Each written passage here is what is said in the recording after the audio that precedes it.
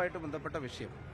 ഞാൻ അതിനകത്ത് പറയാൻ ആഗ്രഹിക്കുന്ന ഒരു പ്രധാനപ്പെട്ട കാര്യം, ഒരു കോടതി വിധിയോ ഒരു FIR-ഓ അതല്ലെങ്കിൽ ഒരു സീരിയസ് ആയിട്ടുള്ള റിട്ടേൺ ആയിട്ടുള്ള ഒരു കംപ്ലൈന്റ് ഏതെങ്കിലും സർക്കാർ സംവിധാനങ്ങളിലോ ഒക്കെ വരുന്നതിന്റെ മുമ്പ് തന്നെ ഇങ്ങനെ ഒരു ആരോപണ പരിസരം ഉയർന്നപ്പോൾ അതിൽ രാജ്യസന്നദ്ധത പാർട്ടി നേതൃത്വത്തെ അറിയിക്കുകയും പാർട്ടി നേതൃത്വമായിട്ട് ആലോചിച്ചിട്ട് തന്റെ രാജിയും അയാൾ പ്രഖ്യാപിച്ചിട്ടുണ്ട്.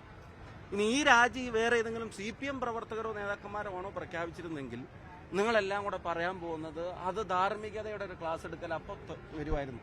കണ്ടോ FIR ഇല്ലാത്ത രാജി, കണ്ടോ പരാതി ഇല്ലാത്ത രാജി, കണ്ടോ പിന്നെ കേസെടുക്കാത്ത രാജി, കണ്ടോ കോടതി വിധി ഇല്ലാത്ത രാജി, കണ്ടോ കുറ്റവിധി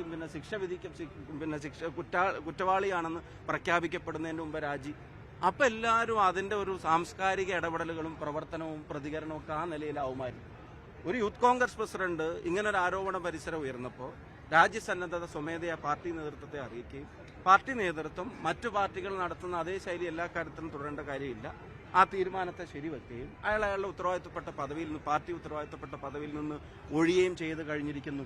ഇപ്പോൾ അദ്ദേഹം ആ സ്ഥാനത്ത് തുടരുന്നില്ല. അദ്ദേഹത്തിന്റെ തീരുമാനം പാർട്ടി അറിയിച്ചു, പാർട്ടി അത് അംഗീകരിക്കുന്നു, ആ തീരുമാനം ഒഴിയുകയും ചെയ്തിരിക്കുന്നു. അത് ഒഴിഞ്ഞു കഴിഞ്ഞിട്ടും ഈ പറയുന്നത് പോലെ കോൺഗ്രസ് എന്ത് ചെയ്തു, കോൺഗ്രസിനെ പിന്നെയും കുറ്റപ്പെടുത്തുന്ന തരത്തിലുള്ള ഗോവിന്ദ മാഷ് ഉൾപ്പെടെയുള്ള ആൾക്കാരുടെ പ്രതികരണമൊക്കെ ശരിക്കും കേരളത്തിലെ ജനങ്ങൾ വിലയിരുത്തുന്നുണ്ട്.